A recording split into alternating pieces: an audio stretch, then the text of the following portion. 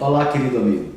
Todos os dias nesse planeta, milhares de pessoas acordam, se levantam e vão viver a sua vida, vão viver o dia pautados por um livro.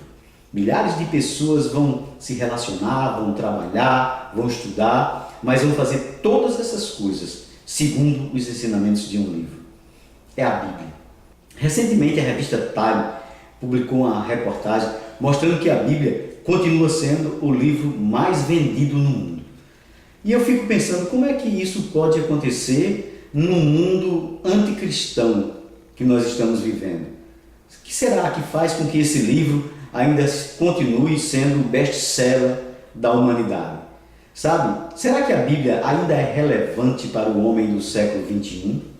Para você ter uma ideia da grandiosidade dos números da Bíblia, Homero, ele foi traduzido apenas em 40 línguas. Tudo que ele escreveu foi traduzido apenas em 40 línguas. Shakespeare, o grande teatrólogo, ele escreveu os romances e tudo que ele escreveu foi traduzido em cerca de 60 línguas. A Bíblia já vai sendo traduzida em cerca de 2.000 línguas. Todos os anos são 45 milhões de exemplares vendidos no mundo. A Bíblia continua sendo o best-seller da humanidade.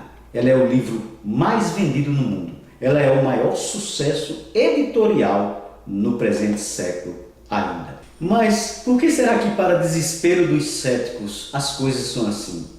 Por que será que a Bíblia ainda continua relevante para o homem do século XXI? A resposta está na própria Bíblia.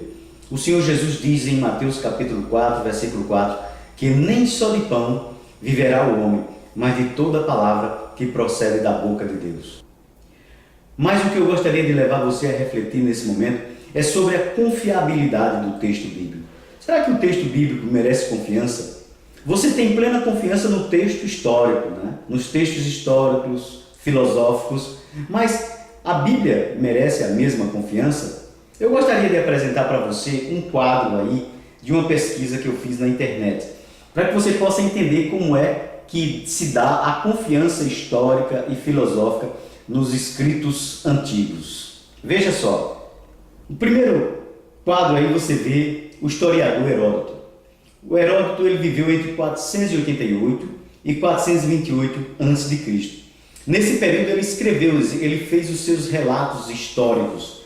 É claro que aquilo que Heródoto escreveu pereceu com o tempo, desapareceu. Mais cópias foram sendo feitas e foram passando de mão em mão, até que nós temos a cópia mais antiga dos escritos de Heródoto, que data de 900 depois de Cristo. Ou seja, entre os originais escritos por Heródoto e a cópia que nós possuímos, existe um espaço de tempo de 1.300 anos aí, como você pode ver no quadro. E sabe quantas cópias nós possuímos no mundo daquilo que Heródoto escreveu? Apenas 8 cópias.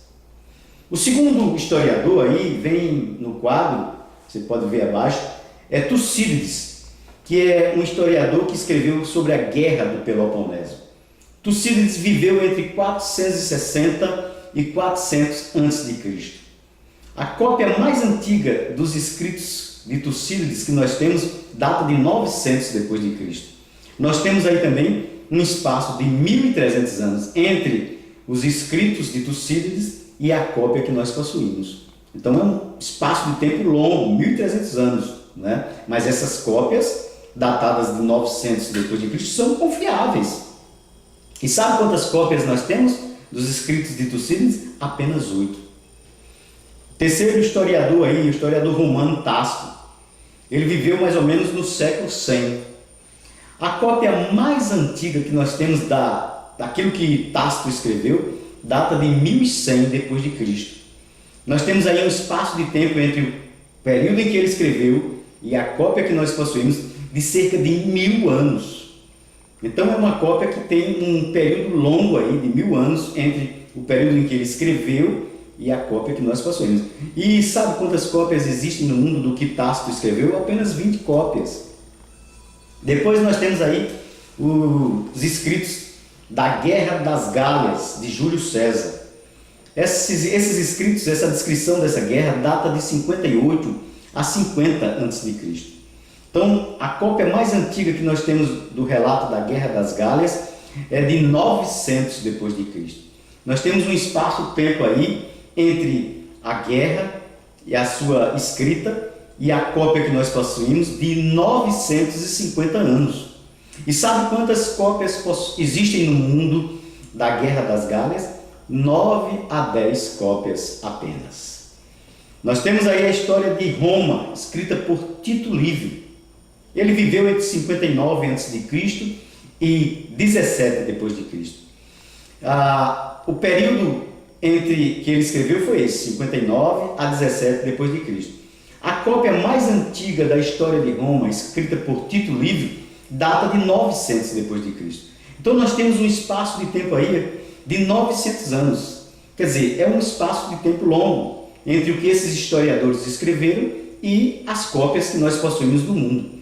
Sabe quantas cópias existem no mundo da história de Roma, escrita por Tito Livio? Apenas 20 cópias.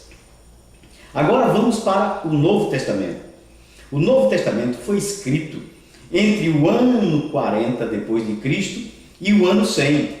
É um espaço de cerca de 60 anos em que o Novo Testamento foi escrito pelos autores, pelos apóstolos, pelos discípulos de Jesus. A cópia mais antiga que nós temos do Novo Testamento data de 130 depois de Cristo. Entre 130 depois de Cristo e 350 depois de Cristo, nós temos manuscritos completos do Novo Testamento. Sabe qual é o espaço de tempo entre o período em que os discípulos, os apóstolos escreveram o Novo Testamento e a cópia que nós possuímos? Há um espaço de tempo entre de 30 a 310 anos.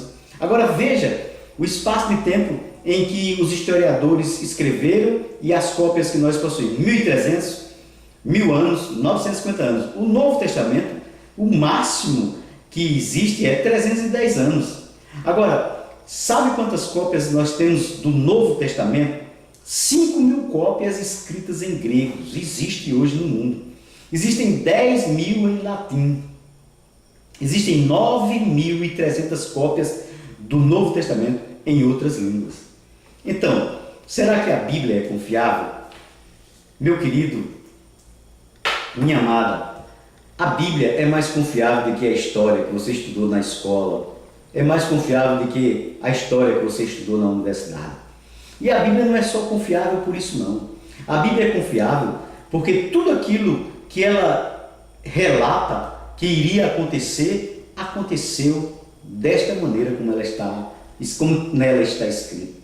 Sabe, a Bíblia ela tem mais de 300 profecias sobre o Messias que havia de vir. E todas essas mais de 300 profecias se cumpriram literalmente na vida de Jesus. A Bíblia relata de maneira assombrosa no Salmo 22, que foi escrito cerca de 900 anos antes de Cristo, o relato completo da crucificação. Quando você lê o Salmo 22, você vê ali Jesus sendo crucificado. Como é que alguém poderia escrever isso e isso acontecer literalmente na vida do Messias? A não ser que aquele que sabe todas as coisas, aquele que sabe o futuro, aquele que sabe o amanhã, aquele que é o Senhor da história e aquele que é o Senhor do universo, escreveu esse livro. E por isso ele é relevante para a minha vida, ele é relevante para a sua vida, ele é relevante para a humanidade.